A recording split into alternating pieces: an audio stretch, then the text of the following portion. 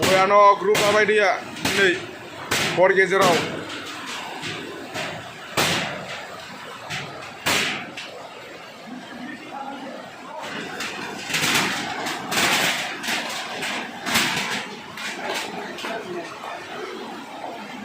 हर गेजेरब्लाबो आं नैबे ब्लगखौ लाबोनाय जाबाय भिडिअखौ बानायनाय जाबाय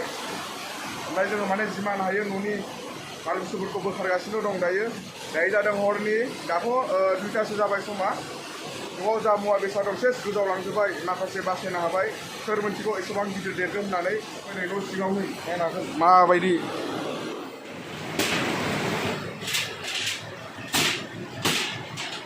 ओरैबायदि माने भयंकर रुप लाबाय दैया आयौ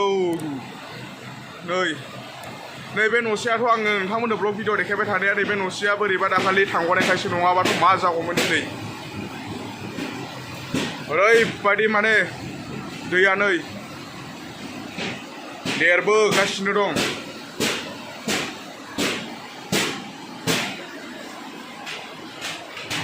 भयानक ग्रुप लाबाय दैया दिनै हर गेजेराव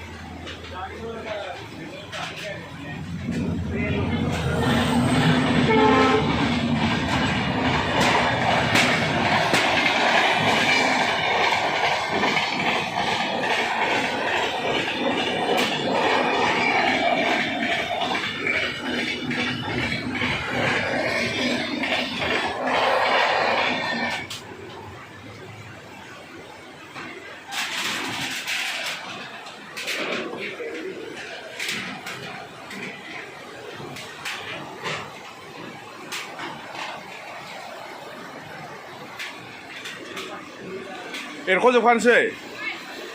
एरख'जोबखानोसै थांगौमोन थांनायालाय दैया ओइथिंबो ओइथिं जायनिखौ औ ओइथिं मानसि थांदों फैलाय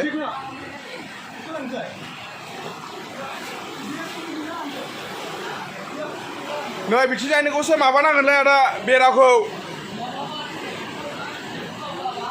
नै बिथिं जायनिखौसो बेराखौ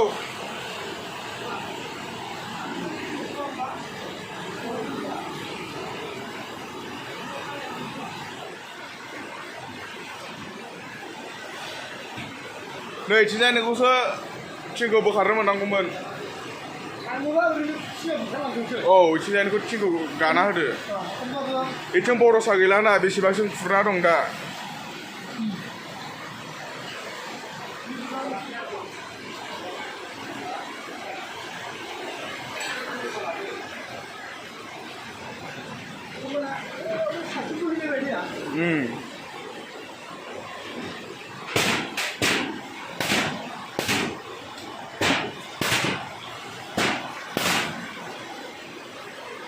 गायनिखौल' हलावनो मोना मोजां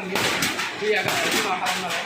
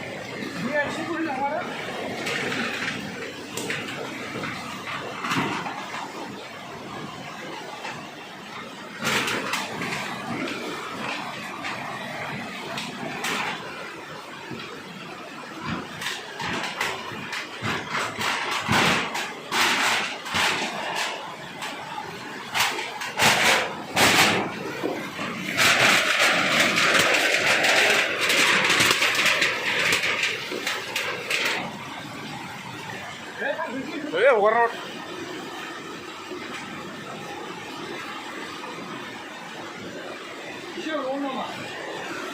बै मोनसेखौ माबाखौ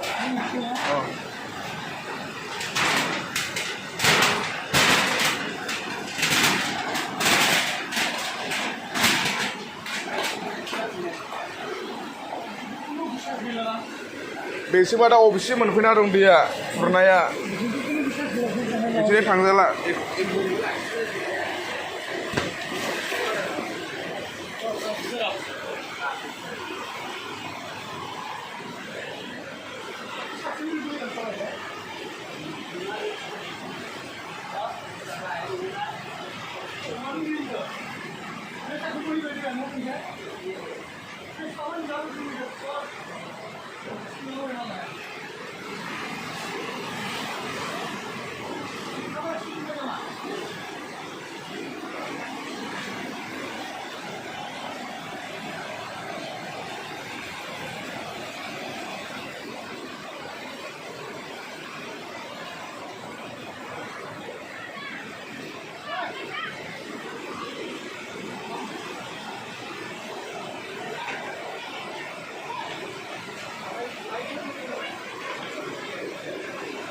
लेखाफोरखौ साफायना लानो नोङो